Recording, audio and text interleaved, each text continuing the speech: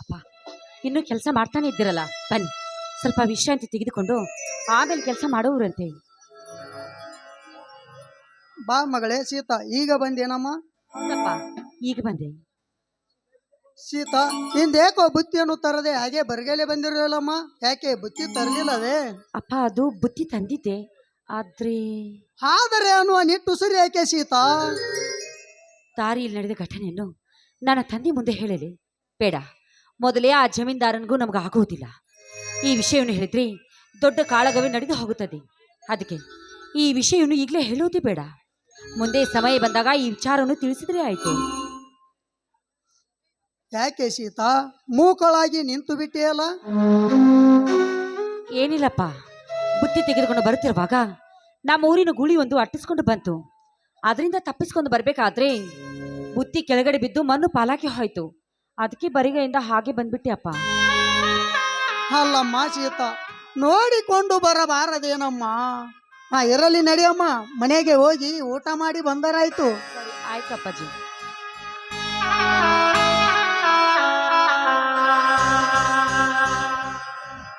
ಇದೇನಪ್ಪ, ತಂದೆ ಮಗಳಿಬ್ಬರು ಮೇಲ ಪರ್ವತದ ಬಂಡೆ ತಲೆ ಮೇಲೆ ಬಿದ್ದಂತೆ ಮಾತನಾಡ್ತಾ ಇದ್ದಿರಲ್ಲ, ಏನದು?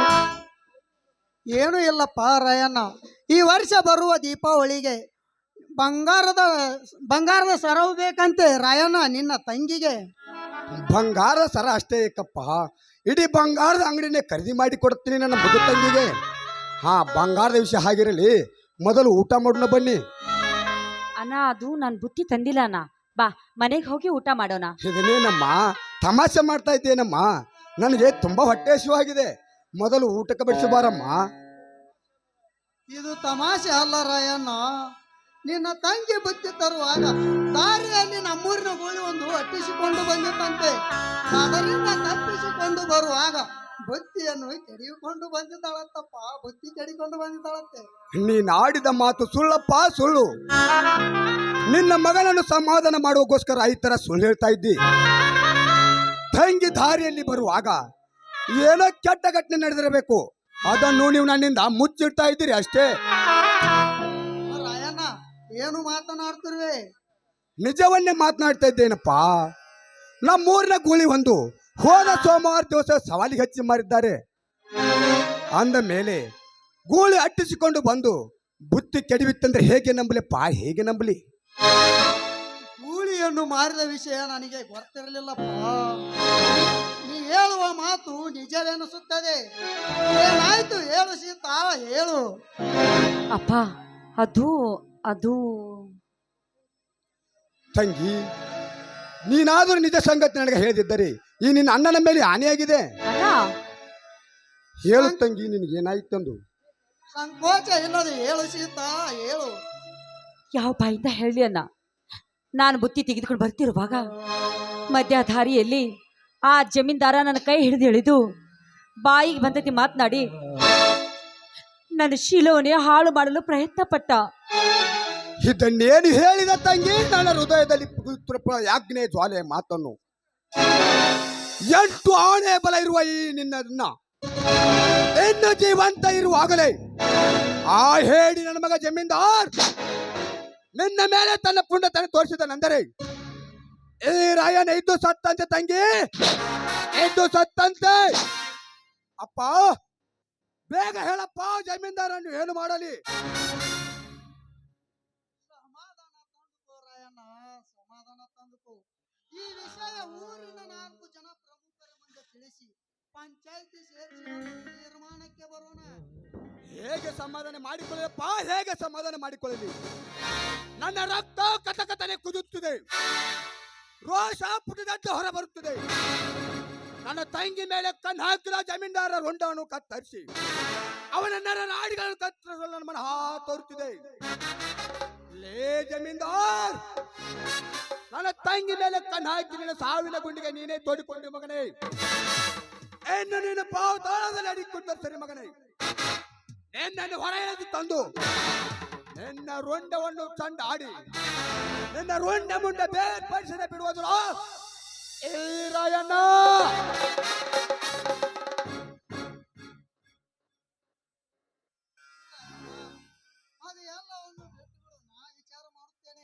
ಹೌದಣ್ಣ. ನೀನು ವಿಚಾರ ಮಾಡುವುದು ಬೇಡಪ್ಪ, ಇದನ್ನೆಲ್ಲ ನಾನೇ ವಿಚಾರ ಮಾಡುತ್ತೇನೆ.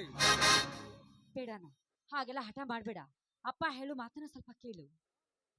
ಯಾರು ಹೇಳಿದ್ರು ಕೇಳುವಷ್ಟು ತಾಳ್ಮೆ ನನಗಿಲ್ಲ ತಂಗಿ. ನಾ ಜಮೀನಿನ ಮೇಲೆ ಕಣ್ಣು ಹಾಕಿದ ಜಮೀನ್ದಾರ ಕಣ್ಣಿತ್ತು, ಬಾಯಿಗೆ ಬಂದಂತೆ ಬಗದ ಆ ಜಮೀನ್ದಾರನ ಚಚ್ಚದೇನೆ ಹರಿದು ಅವನ ಗೊತ್ತಿ ಗೂಟಕ್ಕೆ ಕೊಡಿಸದಿದ್ದರೆ ನನ್ನ ಹೆಸರು ರಾಯಣ್ಣನೇ ಅಲ್ಲ. ಬೇಡಣ್ಣ, ದಯವಿಟ್ಟು ಈ ವಿಚಾರವನ್ನು ಇಲ್ಲಿಗೆ ಬಿಟ್ಬಿಡು.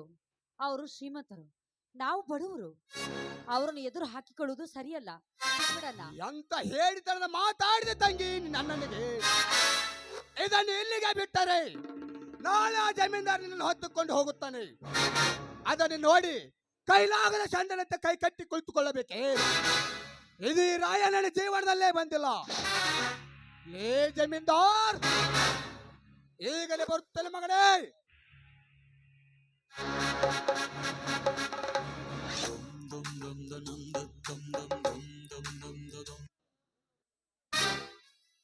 ನಿಲ್ಲು ರಾಯಣ್ಣ, ನಿಲ್ಲು. ನಾ ಹೇಳುವ ಮಾತು ಸ್ವಲ್ಪ ಕೇಳಪ್ಪ.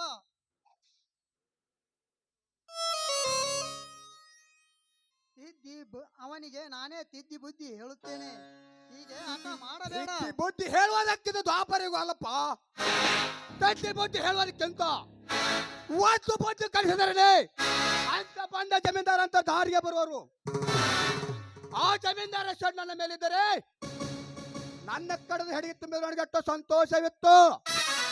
ಆದರೆ ನನ್ನ ತಂಗಿಯ ಶೀಲಕ್ಕೆ ಕೈ ಹಚ್ಚಲು ಪ್ರಯತ್ನ ಪಟ್ಟಿದ್ದಾನಂದ್ರೆ ಆ ಜಮೀನ್ದಾರ್ ಇರ್ಬೇಕು ಒಂದು, ಇಲ್ಲ ಈ ಕುರಿಗಾರ ರಾಯಣ್ಣ ಇರ್ಬೇಕು ಒಂದು.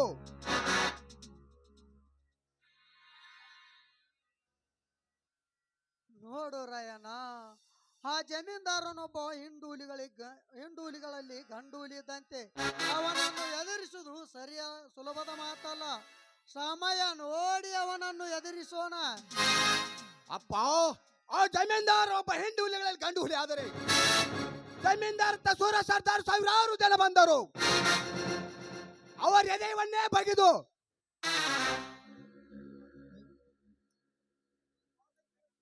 ಅವರೊಬ್ಬರನ್ನೊಬ್ಬರ ಶಿರವನ್ನು ಕತ್ತರಿಸಿ ಅವರನ್ನು ಪಾತಾಳಕ್ಕೆ ತುಳಿಯದಿದ್ದರೆ ನನ್ನ ಹೆಸರು ಗಂಡುಗಲಿ ರಾಯಣ್ಣೇ ಅಲ್ಲ. ಬರ್ತೀನಪ್ಪ, ಬರ್ತೀನಿ.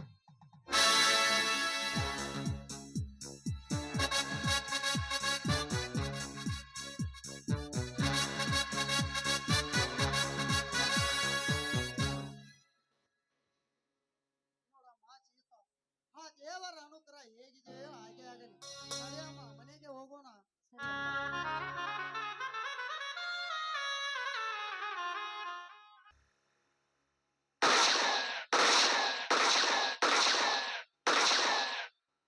ಕಂತ್ರಿನ ಮಕ್ಕಳ ಹಣ ತುಂಬಿದ ಈ ಟೈಗರ್, ಹಣ ತುಂಬಿದ ಸೂಟ್ ಕೇಸನ್ನು ಈ ಟೈಗರ್ನಿಗೆ ಒಪ್ಪಿಸಿ ಮನೆಗೆ ಹೋಗಿ ಹಾಯಾಗಿ ಮಲಿಗೆ ನಿದ್ರೆ ಮಾಡಿ ಅಂತ ಹೇಳಿದ್ರೆ, ಈ ಸೃಷ್ಟಿರಾಜನ ತಂಟೆಗೆ ಬರಬೇಡ ಅಂತ ಹೇಳಿದರೆ ಈ ಯಮಲೋಕವನ್ನು ಬಿಟ್ಟು ಯಮಲೋಕಕ್ಕೆ ಹೋಗ್ತೀನಿ ಅಂತ ಹೇಳ್ತಿರಲ್ಲ ಹಲಕ ನನ್ನ ಮಕ್ಕಳ.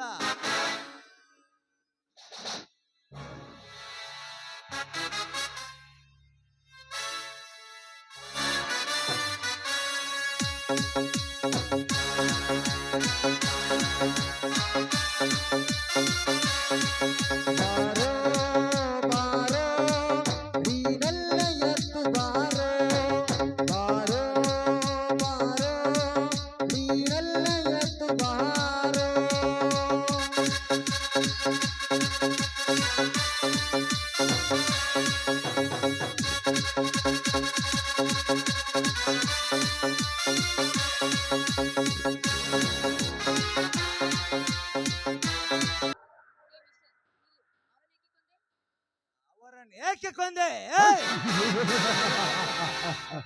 ಏ ಹೆಣ್ಣೆ, ಜಾಸ್ತಿ ಮಾತನಾಡಿದರೆ ನಿನ್ನನ್ನು ಕೊಂದು ಬಿಡುತ್ತೇನೆ.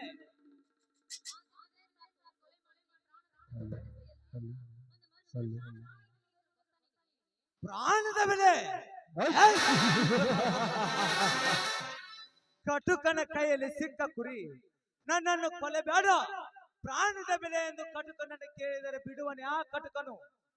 ಅವನಂತೆ ದಿನ ಬೆಳಗಾದರೆ 100 ಜನ ಕೊಂದು ಅವರ ರಕ್ತವನ್ನು ನೀರಿನಂತೆ ಕುಡಿದು ಬದುಕುತ್ತಿರುವ ಈ ಸೃಷ್ಟಿ ರಾಜನಿಗೆ ಪ್ರಾಣದ ಬೆಲೆ ಎಲ್ಲಿಂದ ತಿಳಿಯಬೇಕು?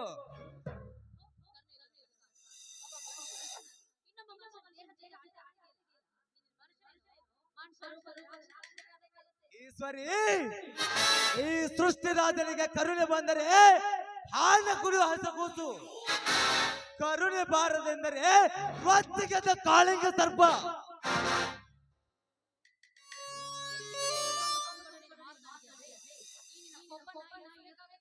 ಏ ಡಿಂಗರ್ಬಿಲ್ಲಿ, ಕೊಬ್ಬು ಇಳಿಸಲು ನಿನಗೂ ಸಾಧ್ಯವಿಲ್ಲ, ನಿಮ್ಮಪ್ಪನಿಗೂ ಸಾಧ್ಯವಿಲ್ಲ. ಈ ಸೃಷ್ಟಿ ರಾಜನ ಕೊಬ್ಬಿನಂತೆ ಇಳಿಸಿ ಮಣ್ಣ ಮುಕ್ಕಿಸುತ್ತೇನೆಂತ ಮಾತನಾಡಿದರೆ ಚೇಂದಿ ಉಡಾಯಿಸ್ಬಿಡ್ತೀನಿ.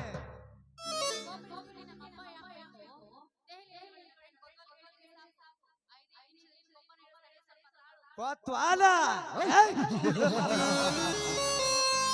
ಕುಂಡರ ದಂಡಿನಲ್ಲಿ ಇರುವ ಧೀರ ಸಂಗೊಳ್ಳಿ ರಾಯಣ್ಣ, ಈ ಮರಿ ಸಂಗೊಳ್ಳಿ ರಾಯಣ್ಣ ಇರುವಾಗ ಜಿಲ್ಲೆಯಲ್ಲಿರುವ ನಿಮ್ಮ ಅಣ್ಣನ ಮಿತ್ರ ಕೊತ್ವಾಲ್. ಆ ಕೊತ್ವಾಲ್ ಎಂಬ ಕುನ್ನೆ ಗಂಡಸ್ತನದ ಬೇರಿದ್ದರೆ ಈ ಸೃಷ್ಟಿ ರಾಜ್ಯದ ಹೋರಾಡಿ ತನ್ನ ಪ್ರಾಣವನ್ನು ಉಳಿಸಿಕೊಂಡು ಹೋಗಲು ಹೇಳು. ಇಲ್ಲದಿದ್ದರೆ ಈ ಸೃಷ್ಟಿ ರಾಜನ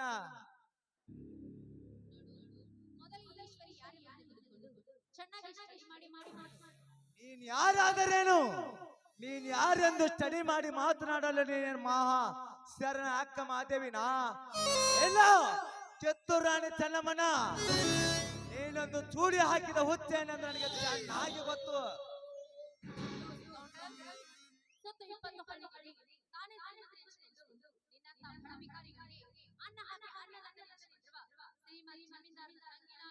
ಜಮೀನ್ದಾರ, ನೀನು ಜಮೀನ್ದಾರನ ತಂಗಿ ಆದರೇನು, ಡಿಸಿ ತಂಗಿ ಆದರೇನು, ಈ ಸೃಷ್ಟಿ ರಾಜ ಮನಸ್ಸು ಮಾಡಿದರೆ ಈ ಕ್ಷಣದಲ್ಲಿ ನೀನು ಹಣವನ್ನು ಪತ್ತೆ ಇಲ್ಲದೆ ಪಾತಾಳಕ್ಕೆ ಕಳಿಸಬಲ್ಲ.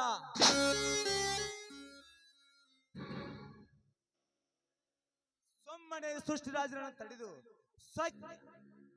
ಹತ್ತಿ ಎಣಿಸೋದ್ರೊಳಗಾಗಿ ನೀನಾಗೆ ಬಂದು ಒಂದು ಸಿಹಿ ಚುಮ್ಮನ್ನು ನೀಡಿದರೆ ಸರಿ, ಇಲ್ಲದಿದ್ದರೆ ಈ ಸೃಷ್ಟಿ ರಾಜನ ಗುಂಡಿಗೆ ಆಯುಧ ಹಾಕಬೇಕಾಗುತ್ತದೆ. ಜೋಕೆ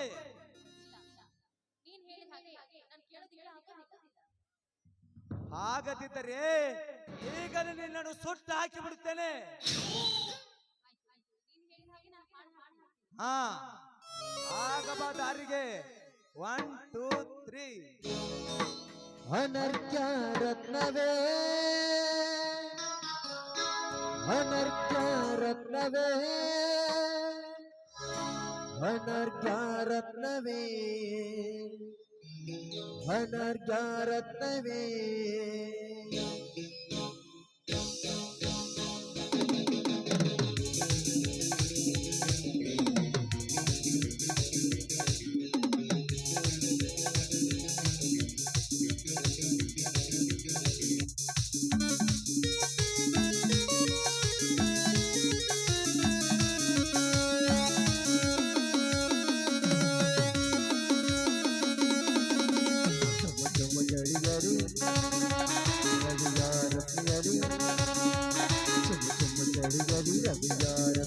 ವೀರ ವೀರ ಮಿಂಚುವೆ ವೀರತಿಯ ರೂಪವೇ, ವೀರ ವೀರ ಮಿಂಚುವೆ ವೀರತಿಯ ರೂಪವೇ. ಅನರ್ಘ್ಯ ರತ್ನವೇ, ಅನರ್ಘ್ಯ ರತ್ನವೇ, ಅನರ್ಘ್ಯ ರತ್ನವೇ, ಅನರ್ಘ್ಯ ರತ್ನವೇ.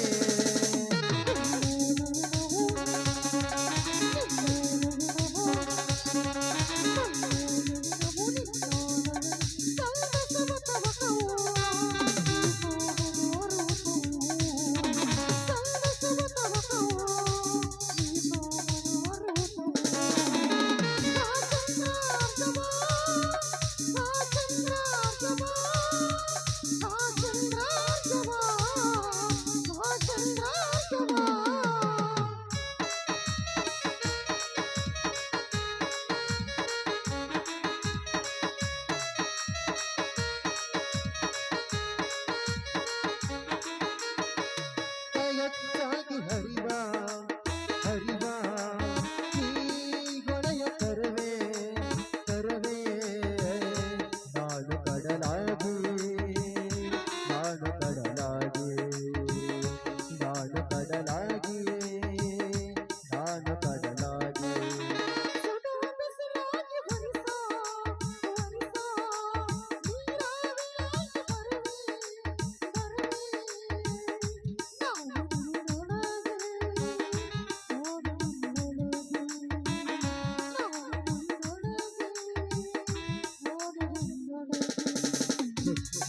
ಕೈಯ ಜೀವನ ರಸಮಯ ಕವಿತೆಯಲ್ಲಿ ಅನುರಾಗದ ಮೊಗ್ಗು ಅರಳಿಯೇ ಕಾದಿದೆ ಅನುರಾಗದ ಮೊಗ್ಗು ಅರಳಿಯೇ ಕಾದಿದೆ ಮಂದಾರ ಪುಷ್ಪವೇ ಮಂದಾರ ಪುಷ್ಪವೇ ಅನರ್ಘ ರತ್ನವೇ ಅನರ್ಘ ರತ್ನವೇ ಲಾ ಲಾ ಲಾ ಲಾ ಲಾ ಲಾ ಲಾ ಲಾ ಲಾ ಲಾ ಲಾ.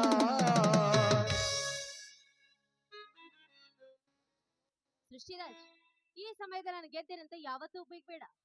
ಈಗಿನಿಗ್ಲೇ ನನ್ನ ಮನೆಗೆ ಹೋಗಿ ನನ್ನ ತಂದೆಗೆ ಹೇಳಿ ನಿನ್ನ ಮೇಲೆ ಕಂಪ್ಲೇಂಟ್ ಕೊಟ್ಟು ನಿನ್ನ ಒದ್ದು ಲಾಕಪ್ ಹಾಕಿಸ್ತೀನಿ.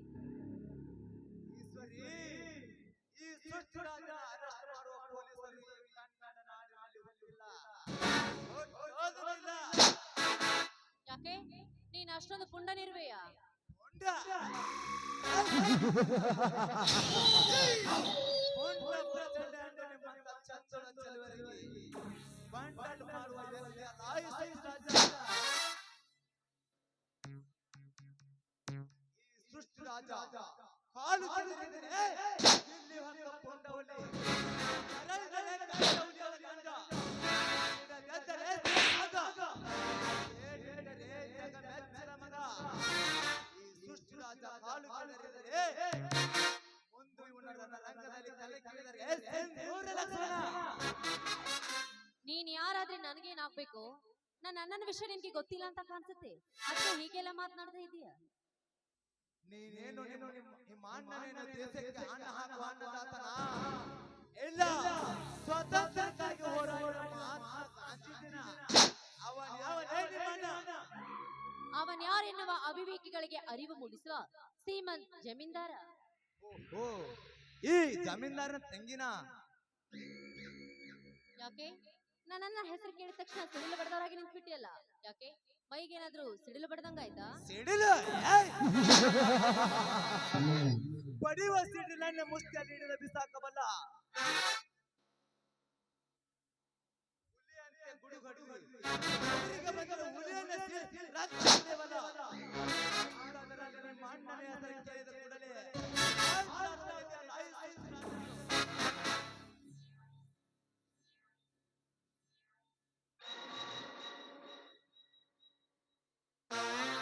ಏ ಬಚ್ಚ ಚೂಪ್ ಚೂಪ್ ಅಲ್ರಿ ಈಶ್ವರಿ ಅವರು ನಿಮ್ಮ ನುಡಿ ಕೊಡ್ತಾನ ಏರ್ಪೋರ್ಟ್ಗೆ ನಾ ಹೋಗಿನಿ.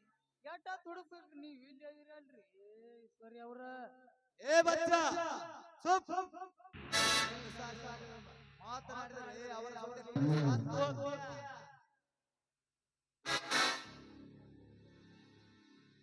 ಸೃಷ್ಟಿ ಬಾಂಬೆ ಅಂತ ನೀನ್ ಯಾವಾಗ ಬಂದಿವು?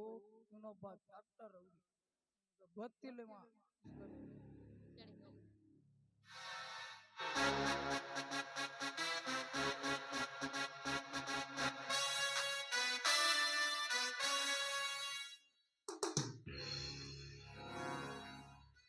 ಹೋಗು ಈಶ್ವರಿ, ಹೋಗು. ನಿಮ್ಮಂತ ಜಂಬ ಪಂಚಿಕೊಳ್ಳುವ ಕೊಬ್ಬಿದ ಬಿರುಮಿಗಳಿಗೆ ಬುದ್ಧಿ ಕಲಿಸುವ ಸೂರ ನಾನಾಗದಿದ್ದರೆ ನನ್ನ ಹೆಸರು ಸೃಷ್ಟಿ ರಾಜನೇ ಅಲ್ಲ.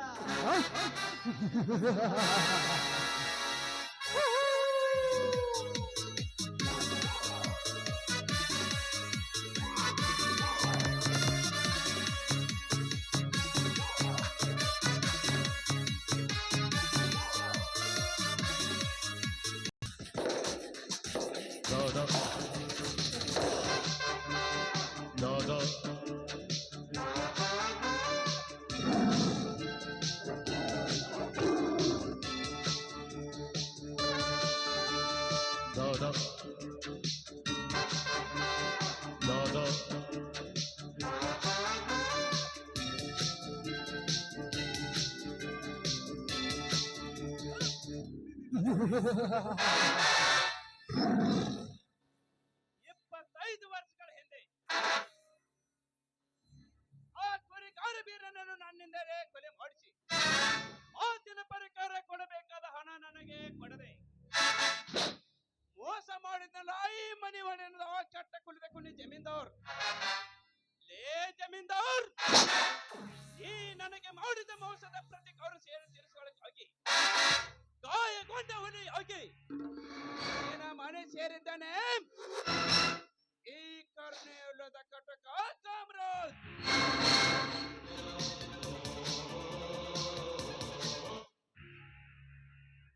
ಹೆಣ್ಣು ಕೆಲವೇದಿಂದಲೇ ನಿನ್ನ ಸಿರೆಗೆ ಕಟ್ಟೆ ಸೊಡ್ಡ ಹುಡುಗ ಕಳಿಸಿ ಎನ್ನ ತಂಗಿಯಾದ ಈಶ್ವರನನ್ನು ಅಪ್ಪೆ ಮುದ್ದೋಡುಗಳ ತೀರುತ್ತದೆ ಈ ಕಾಮರೋಜನ ಕಾಮತಃ. ಲೇ ಈಶ್ವರಿ, ನಿನ್ನ ನನಗೆ ಮಾಡಿದ ಮೋಸದ ಪ್ರತಿಕಾರ ತೀರಿಸಿಕೊಳ್ಳಲು ಹೋಗಿ ಗಾಯಗೊಂಡ ಹುಲಿ ಹೋಗಿ ನಿನ್ನ ಮನೆ ಸೇರಿದ್ದಾನೆ ಈ ಕರ್ನೆಲ್ಲದ ಕಟಕ ಕಾಮರಾಜ್.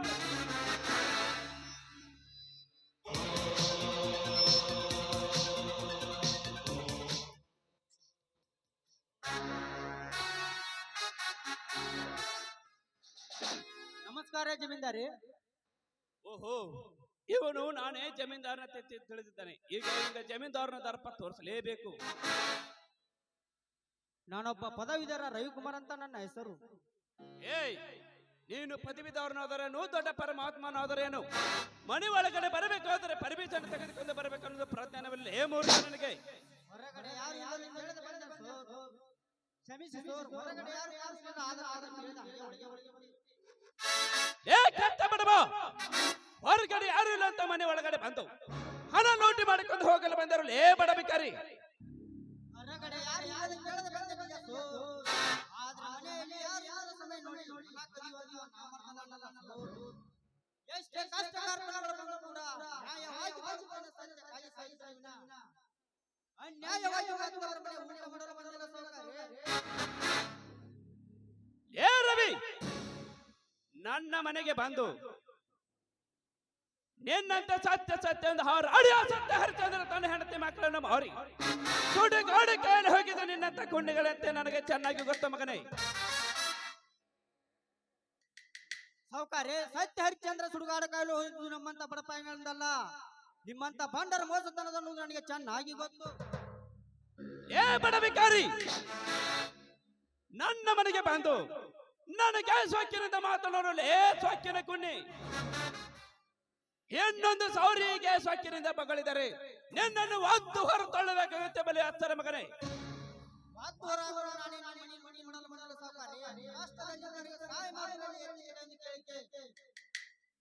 ಆದ ಕಾರಣ ನಿಮ್ಮಿಂದ ನನ್ನ ಕಷ್ಟ ದೂರ ಆಯ್ತದೆ ಎಂದು ನಂಬಿ ನಿಮ್ಮಲ್ಲಿ ಬಂದೆ. ಆದ್ರೆ ಈಗ ನಿಮ್ಮ ವರ್ತನೆ ನೋಡಿದ್ರೆ ಗೊತ್ತಾಗುತ್ತದೆ ನೀವೊಬ್ಬ ಬಡವರನ್ನ ಹರಿದು ತಿನ್ನೋರನ್ನ ಹದ್ದು ಎಂದು. ಏ ಕೆಟ್ಟ ಬಿಡವ, ತೊತ್ತು ಕೋಳಿಗೆ ಗತಿಯಲ್ಲದ ತುರುಕ ಮತ್ತೆ ನನಗೆ ಸೊಕ್ಕಿನಿಂದ ಮಾತನಾಡಲು ಏ ಸೊಕ್ಕಿನ ಕುನ್ನಿ.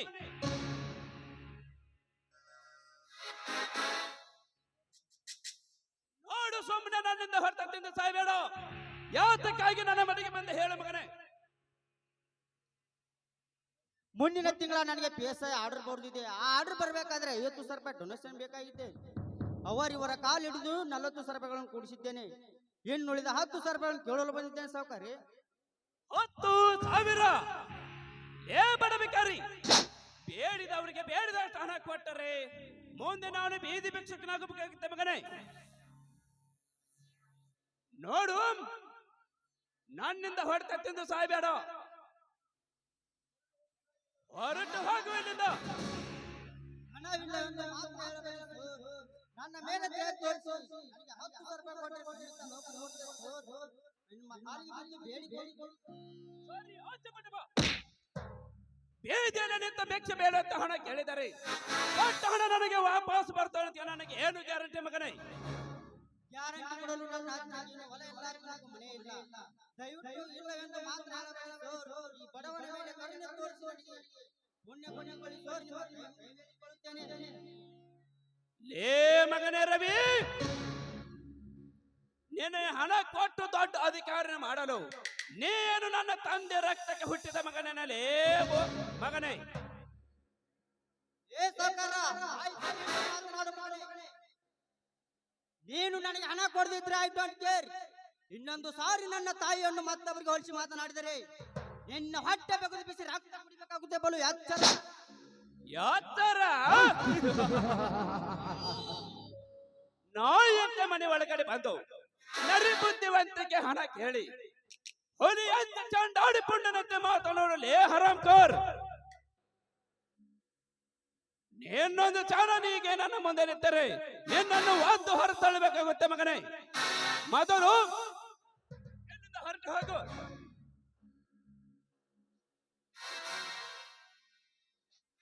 ಓಹೋ, ಜಮೀನ್ದವ್ರು ಬರ ವೇಳೆ ಆಯ್ತು. ನಾನು ನಿನ್ನ ಪೆಟ್ರಿ ಕಡೆ ಹೋಗಿ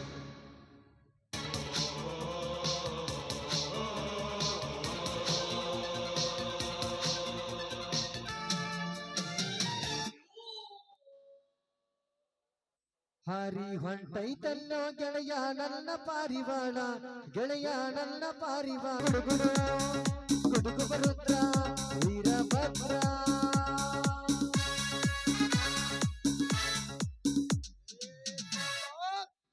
ಜಮೀನ್ದಾರ್ ಜಗನ್ನಾಥ್.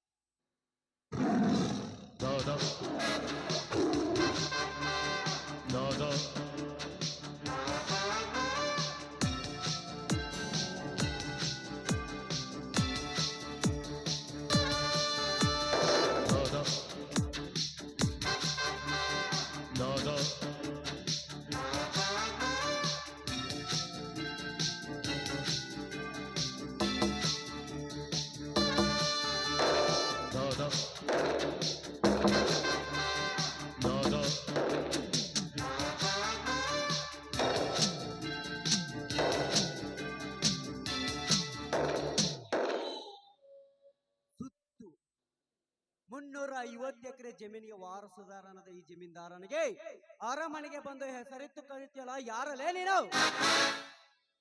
ನೀನು ಶ್ರೀಮಂತ ಸಿಂಹನಾದರೇನು, ಸಿಂಹಾದ್ರ ಸಿಂಹನಾದರೇನು? ನಿಮ್ಮಂತ ಕಟ್ಟಡ ನನ್ನ ಮಕ್ಕಳಿಗೆ ಈ ರಾಯಣ್ಣ ಕೊಡುವ ಮರ್ಯಾದೆನೇ ಇಷ್ಟೇ. ಏ ರಾಯ, ನಾನು ಯಾರು, ನನ್ನ ಪವರ್ ಏನನ್ನೋದು ಚೆನ್ನಾಗಿ ತಿಳ್ಕೊಂಡು ಮಾತನಾಡಲೇ ಬಡವ. ಲೇ ಜಮೀನ್ದಾರ್, ನೀನ್ ಯಾರು, ನಿನ್ನ ಪವರ್ ಏನನ್ನೋದು ಈ ರಾಯಣ್ಣನಿಗೆ ಚೆನ್ನಾಗಿ ಗೊತ್ತು. ದೇಶ ವಿದೇಶ ಮಿನಿಸ್ಟರ್ ಚರ್ಚೆ ಕೂಟಕ್ಕೆ ಬಾಂಬ್ ಬಿಟ್ಟು ಬ್ಲಾಸ್ಟ್ ಮಾಡಿಸಿ ಸಾವಿರಾರು ಜನರ ಪ್ರಾಣ ತೆಗೆದ ಕೆಟ್ಟ ಕುಂದ ಪುಣ್ಯ ಅನ್ನೋದು ಈ ರಾಯಣ್ಣನಿಗೆ ಚೆನ್ನಾಗಿ ಗೊತ್ತು. ನೀನು ಮಾಡುವ ದೇಶದ್ರೋಹದ ಕೆಲಸಕ್ಕೆ ಅಡ್ಡ ಗೋಡೆಗೆ ನಿಂತಿರುವ ಈ ಜಿಲ್ಲೆಯ ಡಿಎಸ್ಪಿ ಆದ ಮೇಸ್ ಮೈತ್ರಾಳನ್ನು ಕೊಲೆ ಮಾಡಿಸಿ ಕಾನೂನಿನ ಕಣ್ಣಿಗೆ ಮಣ್ಣೆರಚಿ ತಲೆ ಮರೆಸ್ಕೊಂಡು ತಿರುಗಾಡ್ತಿರೋ ನಿನ್ನೊಬ್ಬ ಕೆಟ್ಟ ಕುಂದ ಪುಣ್ಯ ಅನ್ನೋದು ಈ ರಾಯಣ್ಣನಿಗೆ ಚೆನ್ನಾಗಿ ಗೊತ್ತು. ನೀನು ಕಳ್ಳ ತಡೆದ ಕಳಿಸುತ್ತಿರುವ ಸ್ಮಗ್ಲಿಂಗ್ ಮಾಲನ್ನು ಹಿಡಿದು ವಶಪಡಿಸಿಕೊಂಡಿರುವ ಎಷ್ಟೋ ಜನ ನಿಷ್ಠಾವಂತ ಪೊಲೀಸ್ ಅಧಿಕಾರಿಗಳನ್ನು ಕೊಂದು ಸಾವಿರಾರು ಜನರ ತಲೆ ಮರೆಸ್ಕೊಂಡು ತಿರುಗಾಡ್ತೀಯಲ್ಲ, ಅದು ನೀನೊಬ್ಬ ಕೆಟ್ಟ ಕುಂದ ಕುಣಿ ಅನ್ನೋದು ಈ ರಾಯನಿಗೆ ಚೆನ್ನಾಗಿ ಗೊತ್ತು. ಅಷ್ಟೇ ಅಲ್ಲ, ನಿನ್ನ ಫ್ಯಾಕ್ಟರಿಯಲ್ಲಿ ಕೆಲಸ ಮಾಡುತ್ತಿರುವ ಎಷ್ಟೋ ಜನ ಕಾರ್ಮಿಕರ ಆಸ್ತಿಯನ್ನು ಕಸಿದುಕೊಂಡು ನೀನು ಜಮೀನ್ದಾರ್ ಎಂದು ಮೆರೆದಾಡುತ್ತಿರ್ತಿಯಲ್ಲ, ನೀನೊಬ್ಬ ತಾಯಿ ಗಂಡನೆನ್ನುವುದು ಈ ರಾಯನಿಗೆ ಚೆನ್ನಾಗಿ ಗೊತ್ತು.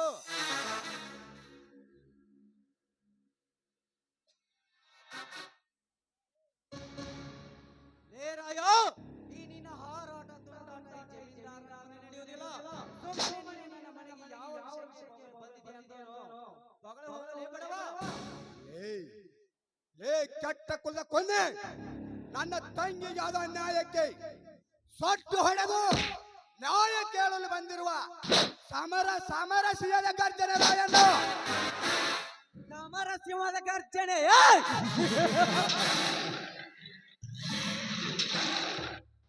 ಏ ರಾಯ, ನೀನು ಸೊಟ್ಟು ಹೊಡೆದು ನ್ಯಾಯ ಕೇಳಲು ಇದೇನು ಸಾಧಾರಣ ವ್ಯಕ್ತಿ ಮನೆಯನ್ನು ತಿಳಿದುಕೊಂಡು ಯಾವಂಬ? ಇದು ಜಗ ಮೆಚ್ಚಿದ ಜಮೀನ್ದಾರನ ಮನೆಯಲ್ಲಿ ಅನ್ನೋದನ್ನ ನೆನಪಲ್ಲಿ ಇಟ್ಕೊಂಬಂಕೆ. ಜನ ಮೆಚ್ಚಿದ ಜಮೀನ್ದಾರಾದ್ರೇನು, ಜಗ ಮೆಚ್ಚಿದ ಜಗನ್ನಾಥ ಆದರೇನು? ಈ ರಾಯಣ್ಣ ಕುಡಿ ಹೊಡೆದರೆ ಸಾಕು ಮಗನೇ. ನಿಮ್ಮಂತ ಸರ್ದಾರರು ನೂರಾರು ಜನ ತಲೆ ಎತ್ತಿ ಹೇಳುತ್ತಾರೆ ಈ ರಾಯಣ್ಣನ ಸಾಹಸದ ಶೌರ್ಯವನ್ನು. ಸಾಹಸದ ಶೌರ್ಯ? ಏ ರಾಯ, ನಿನ್ನಂತೆ ಸಾವಿರಾರು ಸಾಹಸ ಸೂರ್ಯ ಕುಣಿಗಳಿಗೆ ಎದುರಾದ ವೈರಿಗಳನ್ನು ಹೇಗೆ ಮಣ್ಣ ಮುಕ್ಕಿಸಬೇಕೆಂಬುದನ್ನು ತಿಳಿಸಿಕೊಟ್ಟಿದ್ದಾನೆ ಈ ಜಮೀನ್ದಾರ. ಅದನ್ನೆಲ್ಲವನ್ನು ನೀನು ಮರೆತು ಮಹಾಪುಂಡರಲ್ಲಿ ಪೊಂಡನೆಂದು ನೀ ಹಾರಾಡಲು ಬಂದರೆ, ಗುರುವಿಗೆ ತಿರುಮಂತ್ರ ಊದಲು ಬಂದರೆ, ಅದೇ ತಿರುಮಂತ್ರದ ತಂತ್ರದಲ್ಲಿ ಶೆಕ್ಕು ಸೊಟ್ಟು ಸುಡುಗಾಡು ಸೆಡಬೇಕಾಗುತ್ತದೆ ಮಗನೇ. ಬಲು ಎಚ್ಚರ. ಹೊರಟು ಹೋಗಲು ಬಂದಿಲ್ಲ ಜಮೀನ್ದಾರ್. ನನ್ನ ತಂಗಿ ಮೇಲೆ ಕಣ್ಣು ಹಾಕಿದ ನಿನ್ನ ಕಣ್ಣನ್ನೇ ಕಿತ್ತಿ, ನಿನ್ನ ಮೈ ಚರ್ಮವನ್ನೇ ಸುರಿದು, ನನ್ನ ತಂಗಿ ಸೀತಾಳಗೆ ಎಕ್ಕಡ ಮಾಡಿಸಿದಾಗಲೇ ನನ್ನ ಆತ್ಮಕ್ಕೆ ಶಾಂತಿ. ಲೇ ಹರಾಮ್ಖೋರಾಯ, ಅಷ್ಟ್ರಾಲೊಬ್ಬ ಕುರಿಗಾರ, ಮಾಮೂಲಿ ಕುರಿಗಾರನ ತಂಗಿ ಆ ಕೆಟ್ಟ ಸೂಳೆಗೆ ನನ್ನ ಮೈ ಚರ್ಮ ಕಡೆ ಮಾಡ್ತಾನೆ ಬಗಳು ಕತ್ತೆ. ಹೊಲಸು ರಕ್ತಕ್ಕೆ ಹುಟ್ಟಿದ ಜಮೀನ್ದಾರ್, ಏನೆಂದೆ? ಸೀತೆಯಷ್ಟೇ ಪವಿತ್ರವಾದ ನನ್ನ ತಂಗಿಗೆ ಸೂಳೆ ಅಂದೆ ಆಹಾರದ ಕೊನೆ. ನಾನೀಗ ನಿನ್ನ ಜೀವಂತ ಉಳಿಸಲಾರೆ ಮಗನೇ.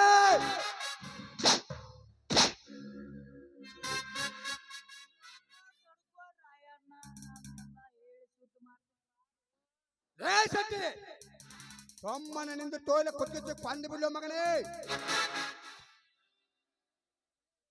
ನೋಡು ಜಮೀನ್ದಾರ್, ಕೊನೆಯದಾಗಿ ಹೇಳುತ್ತೇನೆ, ನನ್ನ ತಂಗಿ ಸೀತಾಳ ಕಾಲಿಗೆ ಬಿದ್ದು ಕ್ಷಮೆ ಕೇಳಲು ಒಪ್ಪಿಕೊ ಮಗನೇ. ಇರದಿದ್ದರೆ ನಿನ್ನ ಚಂಡು ಕೊಡದು ರಕ್ತದ ಮಡಿಯಲ್ಲಿ ಮುಳುಗಿಸಿ ಬಿಡ್ತೇನೆ ಮಗನೇ. ಬಲು ಎತ್ತರ. ರಾಯ, ಅಷ್ಟ್ರಾಲೊಬ್ಬ ಮಾಮೂಲಿ ಕುರಿಗಾರ ನೀನು. ಈ ಕುರಿಗಾರನ ತಂಗಿ ಹಿಡಿದು ಕ್ಷಮೆ ಕೇಳಬೇಕೆ? ಹೋಗಲೇ ಹೋಗು. ಅದೆಂದು ಈ ಜಮೀನ್ದಾರನ ವಂಶದಲ್ಲೇ ಬಂದಿಲ್ಲ, ಮುಂದೆ ಯಾವತ್ತೂ ಕೂಡ ಬರಂಗಿಲ್ಲ. ಏ ಜಮೀನ್ದಾರ್, ಒಂಟಿ ಹೆಣ್ಣಿ ದಾರಿಯಲ್ಲಿ ಸಿಕ್ಕಲೆಂದು ಬಲತ್ಕಾರದ ಬಲೆ ಬೀಸಿ ಸೂರತನ್ನು ತೋರಿಸುವುದು ಸೂರ ಲಕ್ಷಣವಲ್ಲೇ.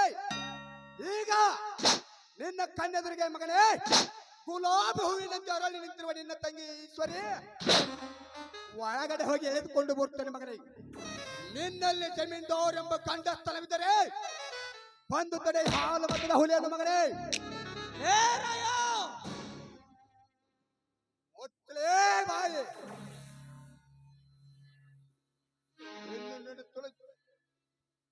ಮರ್ಯಾದೆ ನನ್ನ ಪಿಸ್ತೂಲು ಕೆಳಗಿಳಿಸು.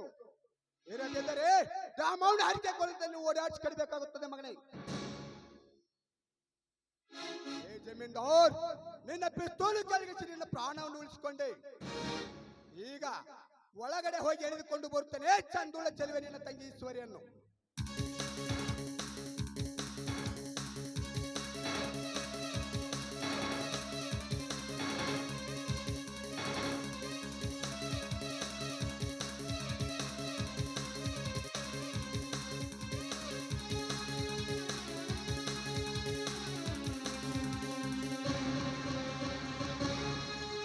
ಕೌಂಡ್ರಲ್, ಬಿಟ್ಟು ಬಿಡು ನನ್ನನ್ನ.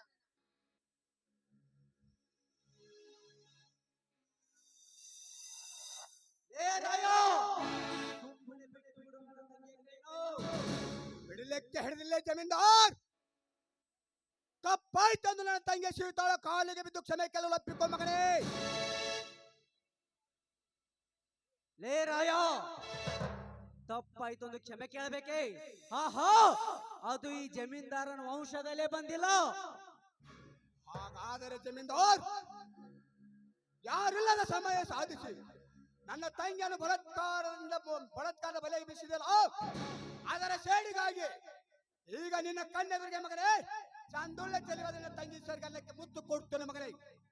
ನಿನ್ನ ನರ ನಾಡಿನಲ್ಲಿ ರೋಷದ ರಕ್ತವಿದ್ದರೆ ಬಂದು ತಡೆ ಮಗನೇ ಗಂಡುಗಲಿ ಹಾಲು ಮತದ ಹುಲಿಯನ್ನು. ಬಾರ್ಲೆ ಬಣ್ಣದ ಎಣ್ಣೆ. ಲೇ ರಾಯ,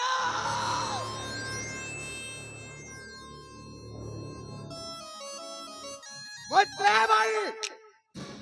ಇನ್ನೊಂದು ಸಾರಿ ನನ್ನ ತಂಗಿ ತಂಟೆಗೆ ಬಂದರೆ ಮಗನೇ ಈ ಊರಿನಲ್ಲಿ ರಕ್ತದ ಕಾವು ಇರುವುದು ಖಂಡಿತ ಮಗನೇ.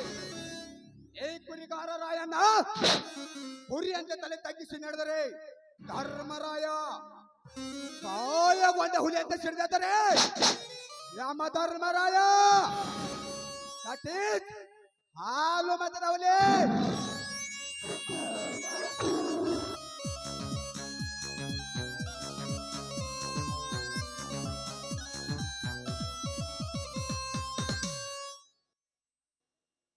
ಅಣ್ಣ, ಯಾಕಚ್ಚಿತ್ತೊಬ್ಬ ಕುರಿ ಕಾಯುವ ಕುರಿಗಾರ ನಿಮ್ ಎದುರಿಗೆ ಬಂದು ಈ ನಿಮ್ಮ ತಂಗಿಗೆ ಇಷ್ಟೊಂದು ಅವಮಾನ ಮಾಡಿ ಹೊರಟೋದ್ನಲ್ಲ, ಇದೇ ನನ್ನ ನಿನ್ನ ಹೇಳಿದ್ದನ? ತಂಗಿ, ಆ ರಾಯಣ್ಣನ ಪತ್ತೈದು ತಾಳಿಕೆ ಕಳಿಸುತ್ತಿದ್ದೆ, ಆದರೆ ಆ ರಾಯ ಗುಂಡ ಹಾಕೋ ಗುಂಡಿಗೆ ಇಲ್ಲೇನ್ರಿ ಸಾವ್ಕಾರ ನಿಮಗ? ನಿಮ್ಮಂತ ಇರ್ತಿರ್ಲಪ್ಪ, ಅಂತಾರ ಬರ್ತಾರ ಗೊತ್ತಿದ್ ಗುಂಡು ತೆಗೆದು ಇಟ್ರಿ. ಎಲ್ಲೋ ಪಿಸ್ತೂಲ ಗುಂಡು ಖಾಲಿ ಆಗಿದ್ದು ಲೇ, ತುಂಬಬೇಕನ್ನೋ ಗೊತ್ತಾಗಂಗಿಲ್ಲ. ಅದಕ್ಕಂತ ಉಳ್ದಾನ್ರಿ ಅವ್ ಇರ್ಲಿಕ್ಕ. ನೀವ್ಯಾಕ ನಾನು ಹಾಕಿ ಬಿಡ್ತಿದ್ನಿ ಇಲ್ಲ ಅನ್ನೋದು ಗೊತ್ತಾಗ್ಲಿಲ್ರಿ. ಈಚಿಗೆ ನೀವ್ ಕೆಲಸ ಆಗಿಲ್ರಿ, ಅದಕ್ಕ ಡಮ್ ಅಂದಿಲ್ರಿ. ನಿಂದ ನಾನು ಮುಂದೆ ಅಟ್ಟ ಹಾರಾಟ ಇಲ್ಲ ಮಾಡುಂಬಾ ಅವಂಗ ಹೋಗಿ.